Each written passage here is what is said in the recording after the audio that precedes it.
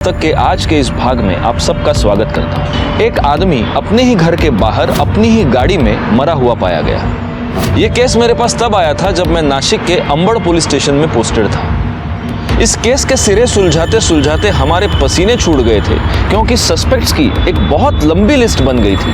लेकिन इस गुनाह के पीछे का मोटिव इतना अजीबोगरीब था कि इसे सुलझाना हमारे लिए एक बहुत। ऋषि सीधा बैठो बेटा, लेस बांध रही हूँ ना मैं।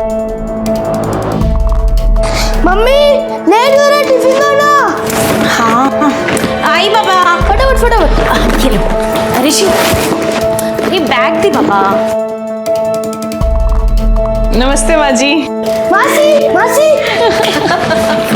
अच्छा जी, मासी आ गई तो मासी मासी कर रहे हो। इतने दिन किसी को मेरी याद भी नहीं आई। मासी मैंने आपको फोन किया था लेकिन हमने उठाया ही नहीं। झूठा, इसने किया ही नहीं था मासी, ये बहुत झूठ बोलता है। आरव, गलत बात, ऐसे झूठ नहीं बोलते। प्रॉमिस करो तुम आज के बाद कभी झूठ नहीं बोलोगे। प्रॉमिस। अच्छा देखो, मैं ना खाटू श्याम जी गई थी, वहां के मंदिर से तुम दोनों के लिए ये लॉकेट लेके आई हूँ। निधि जरा अपनी मदद करो ना।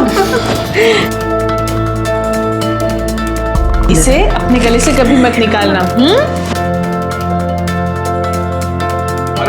ऋषि बेटा ले। अरे कैसी हैं आप? बड़े दिनों बाद हमारी याद है आपको। हाँ, खाटू श्याम जी के मंदिर गई थी। ये लीजिए प्रसाद। खाटू श्याम जी की मंदिर, बड़े वहाँ का प्रसाद बहुत फेमस है, मेरा फेवरेट है। सुना है मेरी बहन ने मुझे याद किया। अरे अच्छा हुआ तो यहीं आ गया। ये ले, खाटू श्याम जी का प्रसाद लाई हूँ। Thank you so much. अच्छा अब मैं चलती हूँ, मुझे ना बैग पैक करना है। दीदी आप कहीं जा रही हैं? हाँ, ऑफिस के काम से 2 दिन के लिए बाहर जा रही हूँ। बस ये चाबियां ही देने आई थी। बीच बीच में जरा चक्कर मार लेना, नजर रखना जरा घर पे। दीदी ये भी कोई कहने वाली बात है? अच्छा माँ जी, चलती हूँ। चलो मैं तुम्हें छोड़ने आती हूँ। ये खराब है भाई साहब। भाई साहब,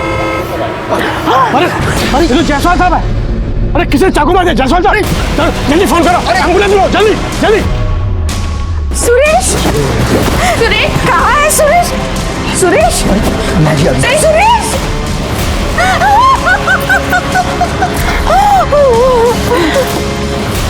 इनकी फैमिली बहुत सदमे में है, लेकिन अगर हमें मर्डरर तक पहुंचना है तो हमें कुछ सवाल तो पूछने होंगे। वैसे आप कौन? सर मैं सुरेश जायसवाल जी का साला हूँ, नीति का कजिन ब्रदर, सामने वाले घर में रहता हूँ। ओके। अच्छा मुझे एक बात बताइए, ये सुरेश जायसवाल एग्जैक्टली क्या काम करते थे? सर उनकी मनी लैंडिंग की फर्म थी। अच्छा, तो इस मनी लैंडिंग के सिलसिले में किसी के साथ कोई झगड़ा, कोई दुश्मनी, ऐसा कुछ? साहब अगर कोई प्रॉब्लम होती भी तो वो हमें क्यों बताता? बहुत लायक बेटा था। हम लोगों को अगर कोई परेशानी होवे इसके लिए उसने आज तक कभी कुछ भी नहीं बताया हम लोगों को। वैसे ये सुरेश जायसवाल के पास उनका अपना लैपटॉप तो होगा, तो उनका लैपटॉप हमें सीज करना होगा। क्या हो गया भाई को?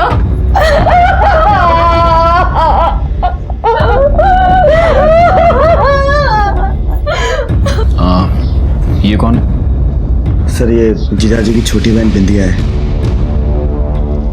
और ये उनके हस्बैंड हेमंत।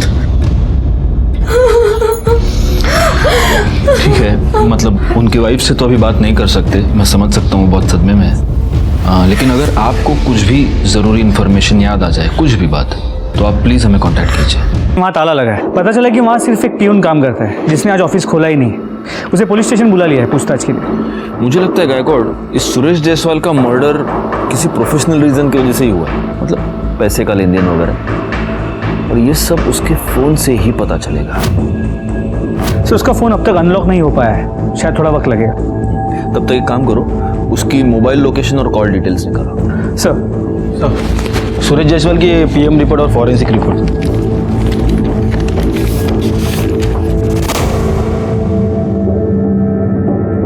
मर्डर 15 सितंबर को दोपहर 2 से 4 के बीच हुआ है। Cause of death excessive blood loss, जो कि चाकू के वार की वजह से हो सकता है। सर फॉरेंसिक रिपोर्ट के मुताबिक उसके कार में सिर्फ सुरेश के ही फिंगरप्रिंट्स मिले, लेकिन उसके पेट पे जो चाकू था उस पर सुरेश के अलावा एक 8 से 10 साल के बच्चे के फिंगरप्रिंट्स हैं। है? बच्चा कहीं सुरेश का बेटा आरव तो नहीं? आरव, इतना छोटा बच्चा मर्डर क्यों करेगा? गायकवाड़, मैंने अपने करियर में से बहुत सारे केसेस देखे जहां पर बच्चों ने मर्डर किया है, इसलिए बहुत हैरानी की बात नहीं है। लेकिन सर फिर भी आपको ऐसा क्यों लगता है कि आरव मर्डर करे, वो भी अपने बाप का? मैंने एक बात नोटिस की थी, इस आरव के आंखों में दुख नहीं, गुस्सा था। हो सकता है उसने अपने बाप का मर्डर किया, हो सकता है ना भी किया हो, लेकिन कुछ तो गड़बड़ है जिसकी वजह से वो बच्चा उस दिन बहुत ही एबनॉर्मली बिहेव कर रहा था। आपको बच्चों से क्या बात करनी है? सर वो ऑलरेडी सदमे में है और आप है कि बच्चों से। एक मिनट, हमें सिर्फ उनसे बात करनी है और वो भी हम आप लोगों के प्रेजेंस में ही करेंगे। प्लीज बुलाइए। आप कहना क्या चाहते हैं? मेरा बच्चा आपसे झूठ बोल रहा है। सर प्लीज, आपने कहा था कि आप सिर्फ बच्चों से बात करना चाहते हैं, लेकिन आप तो इन्हें डरा रहे हैं। ये कोई तरीका होता है इतने छोटे से बच्चे से बात करने का? तो मेरा बेटा चला गया और ऊपर से आप। एक मिनट गायकवाड़, ये फॉरेंसिक की रिपोर्ट है। इस रिपोर्ट के मुताबिक आपके बेटे का खून जिस चाकू से हुआ, उस चाकू के हैंडल पर 8 से 10 साल के किसी बच्चे के फिंगरप्रिंट्स मिले। जी, हमें ऋषि और आरव के फिंगरप्रिंट्स लेने होंगे और अगर इनमें से किसी के भी फिंगरप्रिंट्स उन फिंगरप्रिंट्स से मैच होते हैं तो हमें उस बच्चे को कस्टडी में लेना होगा।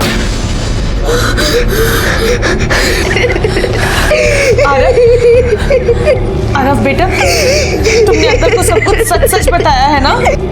हाँ? नहीं मासी, भैया ने झूठ बोला था।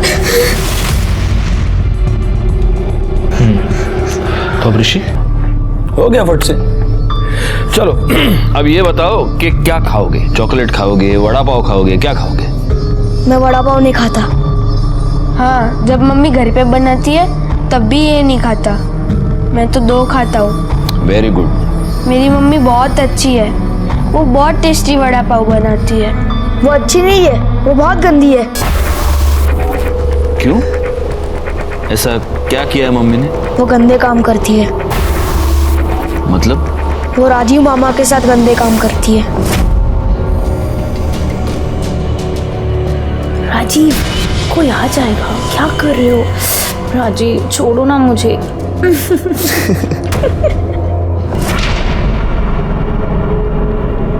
लेकिन बेटा, तुमने तो सिर्फ आवाज सुनी थी, तुमने अपने राजीव मामा को देखा थोड़ी था। वो राजीव मामा ही थे, उनकी वजह से मम्मी और पापा के बीच में झगड़ा होता था।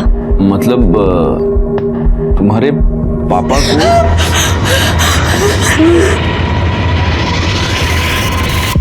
मम्मी गंदी नहीं है, पापा गंदे थे। क्यों? वो मम्मी को मारते थे इसलिए? हाँ, वो रोज शराब पी के मम्मी को मारते थे। कुछ भी मत बोल, वो रोज नहीं मारते थे। वो रोज मारते थे। नहीं मारते थे, मैंने देखा है। मैंने देखा है कि मारते थे। नहीं मारते थे। अरे ऋषि, आरव, ऐसे अच्छे बच्चे झगड़ा नहीं करते। बैठो बैठो बैठो बैठो। अरे वाह ऋषि, तुम्हारे गले में लॉकेट तो बहुत प्यारा है। अरे सेम, दोनों के गले में सेम लॉकेट है। वाह, वेरी नाइस। अच्छा आरव, चलो अब मुझे एक बात बताओ, कल तुम इतना गुस्सा क्यों थे? बोलो। देखो, अगर तुम बोलोगे नहीं तो तुम्हारे फादर के मर्डरर को हम कैसे पकड़ेंगे? तुम नहीं चाहते वो पकड़ा जाए? हाँ बोलो। मुझे पता है राजीव मामा ने पापा को मारा होगा, इसलिए मैं इतना गुस्से में था। तुम्हें कैसे पता है? राजीव मामा हमारे घर के सामने वाले घर में ही रहते हैं। मम्मी उनके घर रोज जाती है। इस बात से पापा को गुस्सा आता था, इसलिए वो झगड़ा करते थे।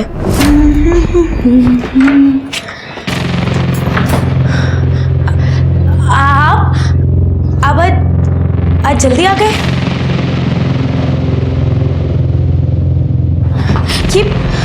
ये चोट कैसे लगी आपको?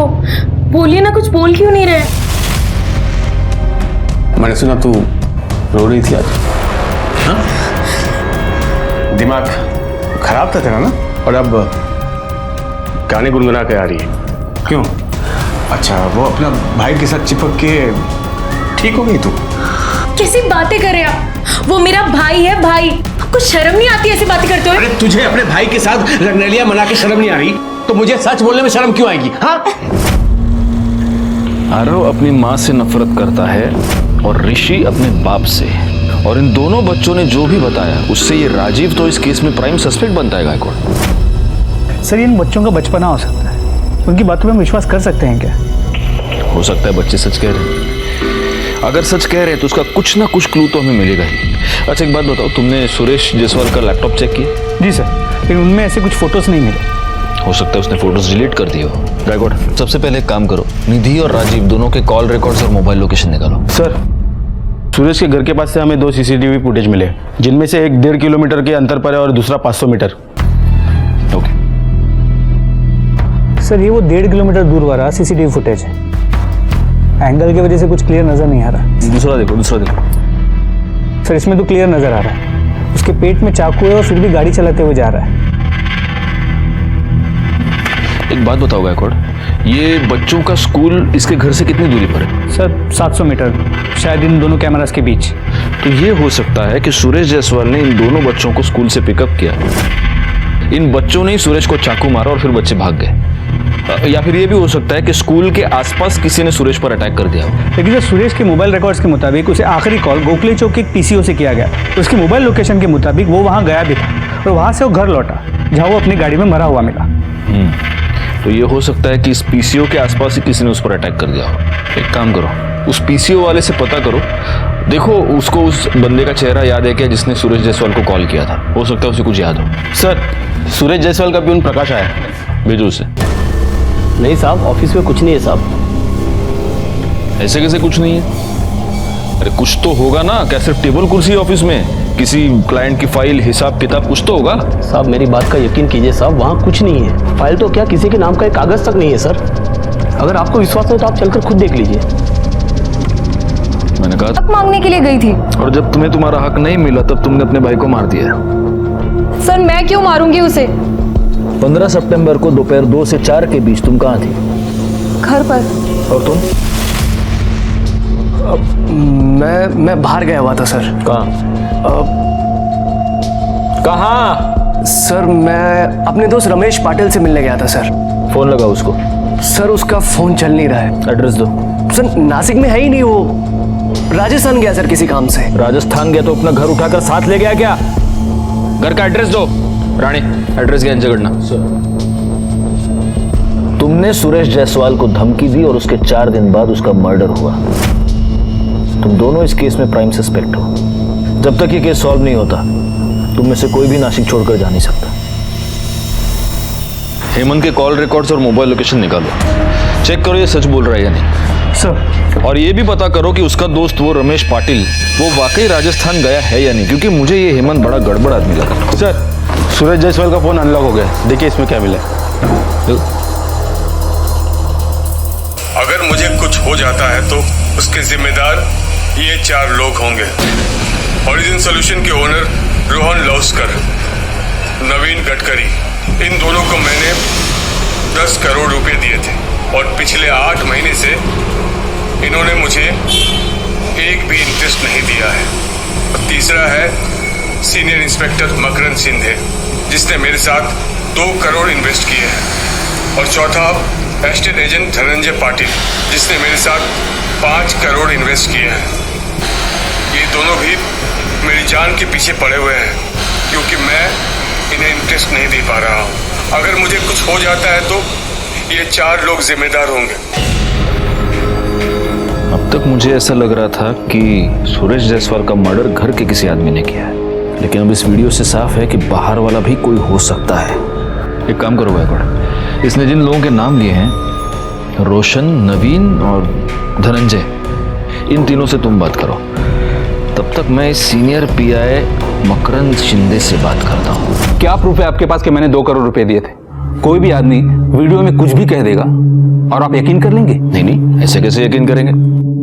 और प्रूफ तो हमारे पास कुछ है नहीं। लेकिन कैसे है शिंदे साहब, आप भी जानते हैं हमारे डिपार्टमेंट के बहुत सारे लोग पास्ट में भी कुछ गलत सलत करते हुए पकड़े जाते हैं। मैं सिर्फ ये कंफर्म करना चाहता हूं कि आप उन लोगों में से नहीं हैं। Anyway, हाँ बताइए, कहाँ थे 15 तारीख को आप?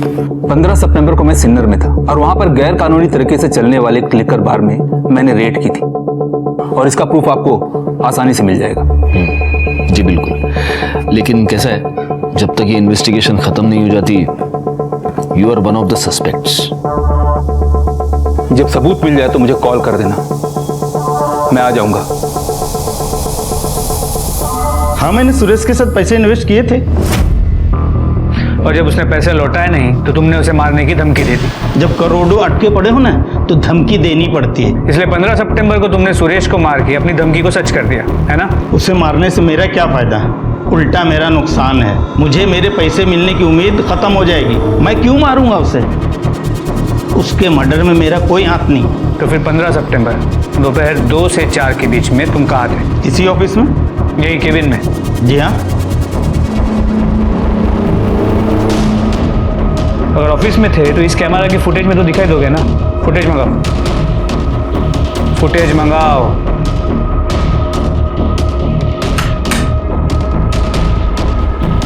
जी सर।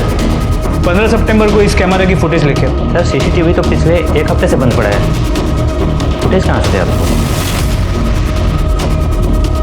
केस खत्म होने तक तुम शहर छोड़ के कहीं नहीं जाओ।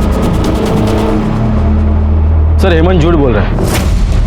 15 सितंबर को सुरेश का मर्डर हुआ, तब हेमंत जिस रमेश पाटिल से मिलने की बात कर रहा था। सर मैं अपने दोस्त रमेश पाटिल से मिलने गया था सर। वो तो पिछले 3 महीने से राजस्थान में है और इन्फॉर्मेशन हमें उनके घर वालों से ही मिली है।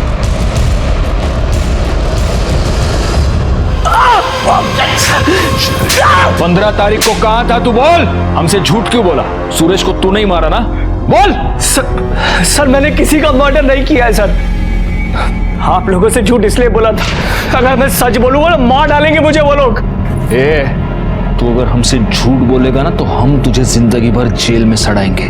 वो जो भी लोग हैं उनसे हम तेरे को बचाएंगे, लेकिन हमसे तेरे को कोई नहीं बचा सकता। अब सच बोल, चल। सर उस दिन सारा समय मैं टिप्सी बार में था। सुबह से लेकर रात तक बैठकर दारू पी रहा था?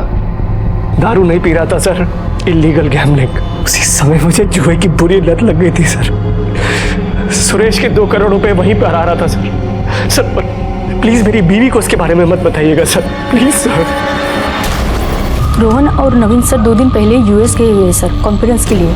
उनके फोन नंबर्स, एड्रेस और सभी डिटेल्स मुझे चाहिए। क्या सुरेश ने आपको कभी ये बताया था कि उसे धमकियां मिल रही थी, उसकी जान को खतरा था? धमकियों के बारे में तो हमें कुछ पता नहीं, मगर हाँ, एक दिन वो घर जल्दी वापस आया था और उसे चोट भी आई थी। मैंने उसे पूछा कि ये कैसी चोट है, तो बोला कि मैं गिर गया। आपको भी उन्होंने कुछ नहीं बताया? नहीं, मुझसे भी कुछ नहीं कहा। सुरेश जायसवाल मर्डर केस में हमारे पास बहुत सारे सस्पेक्ट्स थे, लेकिन सबसे बड़ी मुश्किल ये थी कि ना हम इनमें से किसी को भी क्लीन चिट दे सकते थे। पसंद करता था। इसी उधेड़-बुन में हमने सुरेश जायसवाल के कॉल रिकॉर्ड्स को दोबारा खंगाला। तब हमें यह पता चला कि पिछले कुछ दिनों से सुरेश जायसवाल महेश सावंत नाम के एक प्राइवेट डिटेक्टिव से लगातार टच में था और उसकी वजह चौंका देने वाली थी। सर इन दोनों का अफेयर चल रहा है। ये फोटोग्राफ्स आपने सुरेश जायसवाल को कब भेजी? सर मैंने 13 सितंबर को ईमेल की थी। 13 सितंबर मतलब उसके मरने से 2 दिन पहले? जी, एक्चुअली 15 सितंबर को हम फिर से मिलने वाले थे। मैं उन्हें कुछ और प्रूफ हैंड ओवर करने वाला था, मगर उससे पहले ही उनका मर्डर हो गया। कुछ और प्रूफ मतलब? ये कुछ घंटे के हिसाब से मिलने वाले होटल्स के बिल हैं जहां वो दोनों जाते थे, और इस पेन ड्राइव में उन होटल्स की सीसीटीवी फुटेज है जहां वो दोनों झूठे नाम से रूम लेते थे। मिस्टर सावंत, आपने ये जो भी इन्वेस्टिगेशन की है वो हमारे के पापा ने रहने के लिए दिया है, ताकि मैं उन लोगों के आसपास रह सकूं और उनका ख्याल रख सकूं। कितने साल से हो यहाँ पर? सर निधि की शादी को 10 साल हो गए। उसकी शादी के कुछ समय बाद ही मैं यहाँ आ गया था। अच्छा, और उसके पहले भी टच में थे? हाँ सर, निधि मेरे ताऊजी की लड़की है। सर बहन है मेरी, तो टच में तो रहूंगा ना। बस इतना ही? हाँ सर। हाँ? नहीं सर।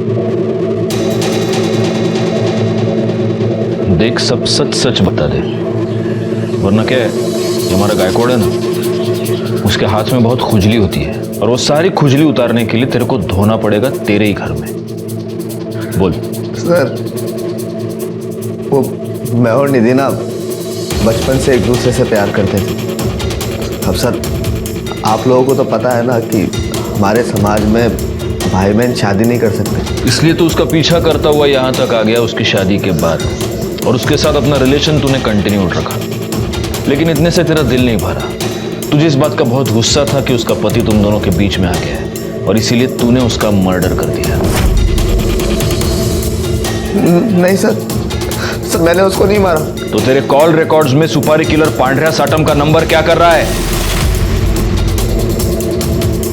मौसम का हाल जानने के लिए फोन करता है क्या उसको? हाँ? गायकवाड़ ऐसे नहीं बोलेगा।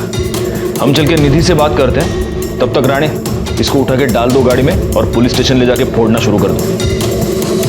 सर, निधि तो घर पे नहीं है, वो तो मार्केट गई है। पर बात क्या है सर? वो जैसे ही घर आती है हमें इन्फॉर्म कर दीजिए। मगर क्यों?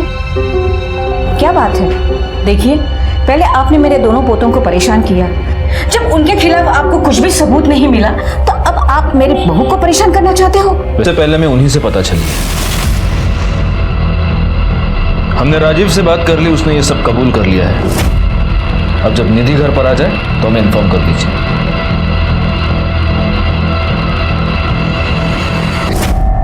कैसा क्या करें कि लोगों को हम पर शक ना हो और हम उसे अपने रास्ते से हटा दें। उस दिन चोट मुझे गिर कर नहीं लगी थी, बल्कि कुछ लोगों ने मुझ पर हमला किया था। क्या? आपने पहले क्यों नहीं बताया? सुरेश, मुझे ऐसा लगता है कि अगर आप बुरा ना माने तो एक बात कहूँ, आपको ना उन लोगों की एक लिस्ट बनाकर वीडियो रिकॉर्ड कर लेना चाहिए। देखिए, भगवान ना करे अगर कल को कुछ उल्टा सीधा हो गया तो हम उनके अगेंस्ट कुछ कर तो पाएंगे ना। तो वो वीडियो बनाने का आइडिया तुमने सुरेश को दिया था ताकि ब्लेम उन 4 लोगों पर आए, और वो वीडियो बनते ही दूसरे ही दिन तुमने सुरेश का मर्डर कर दिया। नहीं सर, मैंने सुरेश को नहीं मारा सर। गायकवाड़, इसको तब तक ठोकते रहो जब तक ये सच न बोले। नहीं सर। पांड्या का पता चल गया, उठा लो उसको।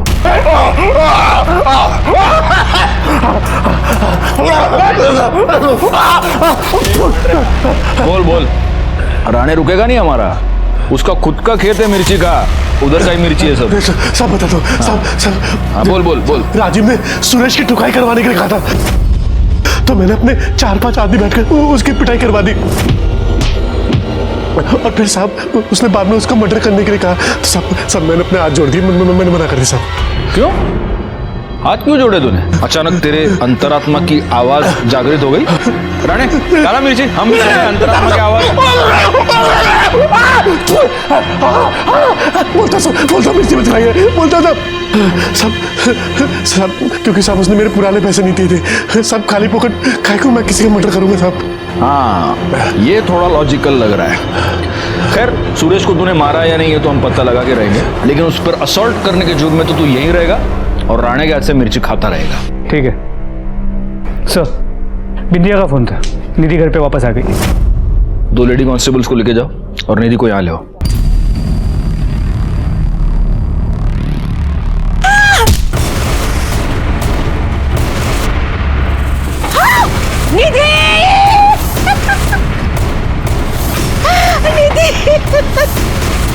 अच्छा, पूछताछ से पता चला कि निधि रोज शाम को कपड़े कलेक्ट करने के लिए टेरेस जाती थी, और आज भी गई। लेकिन उसके पहले बिंदिया और सुरेश की माँ ने उसे अपने और राजू के अफेयर के बारे में इतना कुछ सुना दिया कि काफी दुखी हो गई थी। इस बेशरम औरत से क्या बात कर रही हो माँ? मैं तो कहती हूँ इसे और इन दोनों बच्चों को घर से धक्के मार के बाहर निकाल देते हैं।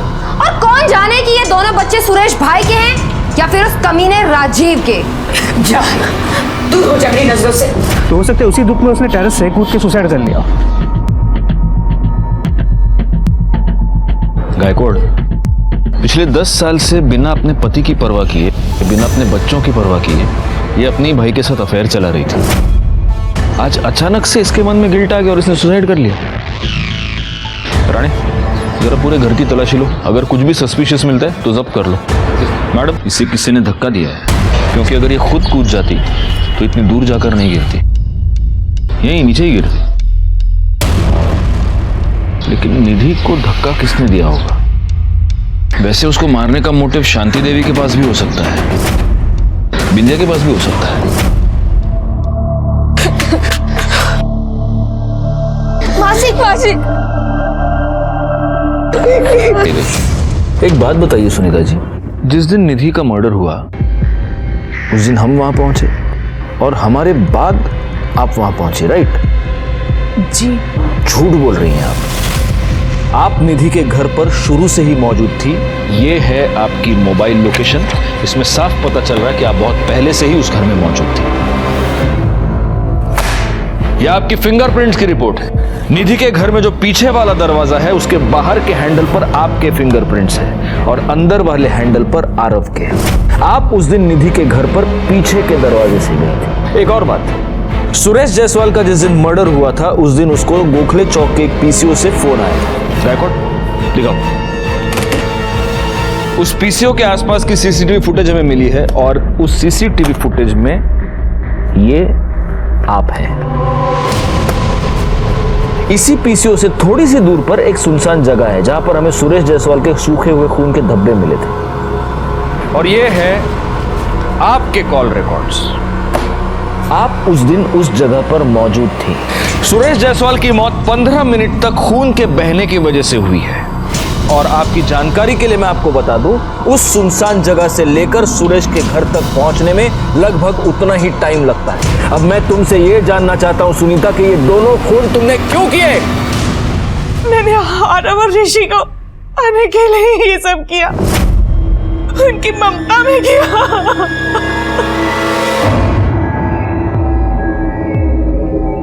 ये कैसी ममता है तुम्हारी?